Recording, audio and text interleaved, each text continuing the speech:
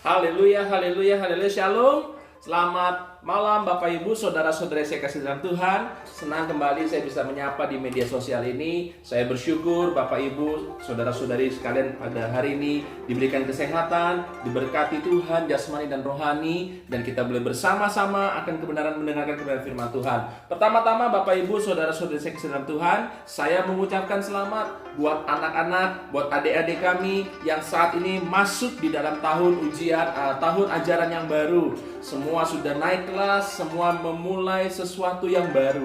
Nah, tetapi Bapak Ibu, Saudara-saudara yang saya kasih dalam Tuhan, ada satu perbedaan di tahun ajaran ini. Anak-anak kami hari ini mulai sekolah. Dia pakai seragam, dia sudah belajar, dia sudah pakai buku dan sebagainya, alat tulis. Tetapi yang membedakan, mereka belajar dari rumah atau mereka school from home. Kenapa Bapak Ibu Saudara-saudari? Karena ada beberapa sekolah yang mungkin belum buka atau belum bisa sekolah secara tatap muka demi menjaga kesehatan. Nah Bapak Ibu Saudara-saudari saya kasih dalam Tuhan, ini yang membuat saya teringat betapa canggihnya sekarang teknologi.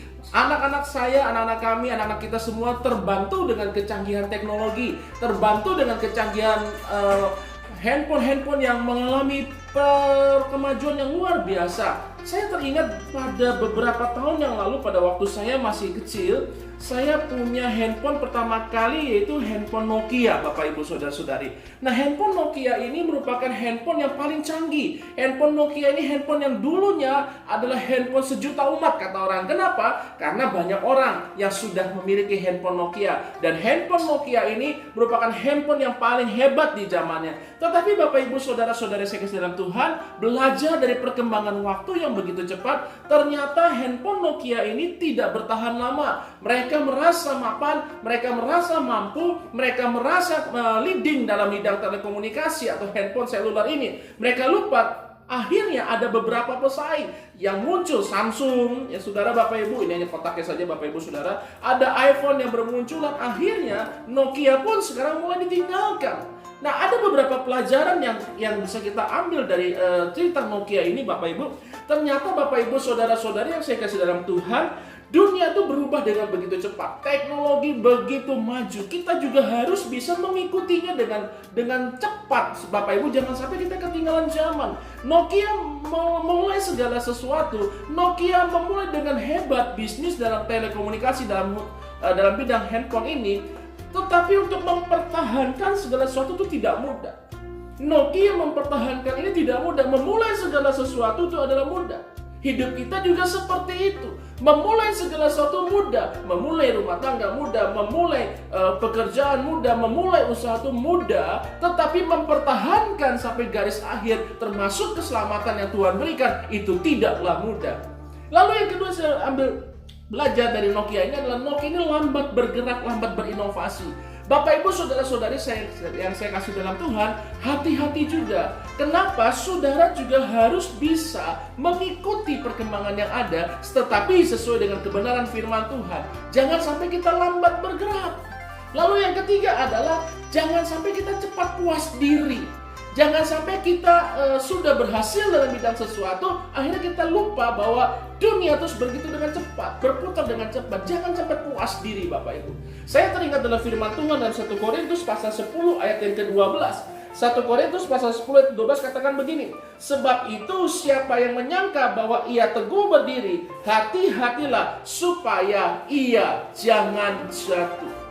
Ini adalah satu peringatan untuk bangsa Israel. Atau firman Tuhan katakan Israel adalah suatu peringatan bagi kita yang ada hidup zaman ini. Kita mungkin merasa kita sudah hebat, kita teguh berdiri, kita katakan saya tidak mungkin ada dosa dan segala macam. Tetapi firman Tuhan katakan hati-hati supaya kita jangan jatuh. Sama dengan kisah Nokia ini Bapak Ibu. Nokia merasa kuat, Nokia merasa hebat, Nokia merasa dia teguh berdiri. Tetapi akhir-akhir ini kedikdayaan Nokia sudah mulai melorot. Dengan adanya handphone keluar dari Cina, ada merek-merek tertentu yang sekarang menjadi leading sektor dalam bidang telekomunikasi seluler. Oleh sebab itu Bapak Ibu, mari jangan kita berkata saya udah kuat. No, kita masih banyak belajar. Saya udah hebat, saya sudah teguh, iman saya sudah kuat. No, Zaman semakin maju, tantangan semakin banyak. Iblis juga bekerja begitu cepat untuk kita, mawas diri. Oleh sebab itu, sekali lagi Bapak Ibu Saudara-saudara saya kasih dalam Tuhan, ingat yang pertama, mempertahankan segala sesuatu tidak mudah.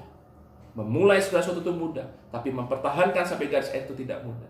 Yang kedua, mari kita jangan sampai lambat bergerak.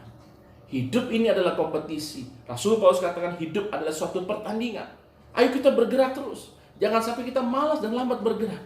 Dan yang ketiga, jangan sampai kita merasa cepat puas diri. Kita merasa sudah hebat, kita merasa sudah nyaman, kita merasa sudah tidak mungkin diutak-atik. Ingat, Nokia juga mengalami seperti itu. Dan akhirnya sekarang goncang.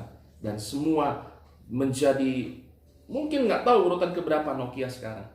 Sebab itu, mari kita tetap minta kekuatan Tuhan supaya kita bisa kuat menghadapi hidup ini. Mari kita sama-sama kita berdoa.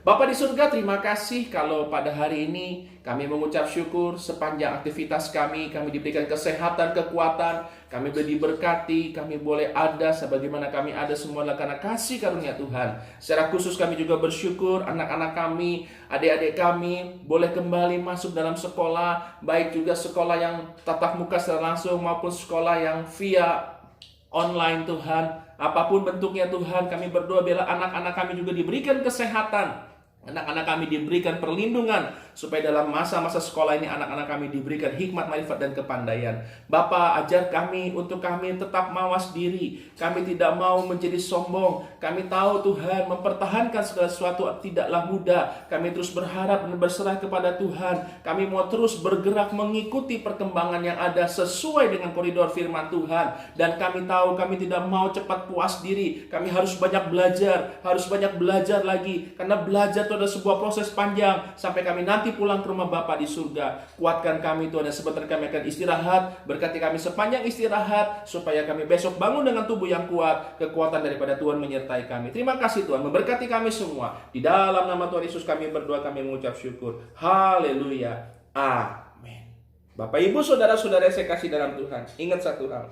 Jangan menyangka kita teguh berdiri, kita bisa kuat. No, kita semua butuh Tuhan. Kita jangan sombong, jangan merasa kita orang yang paling hebat. Karena dunia terus bergerak. Nama Tuhan dipermuliakan. Shalom, Tuhan memberkati.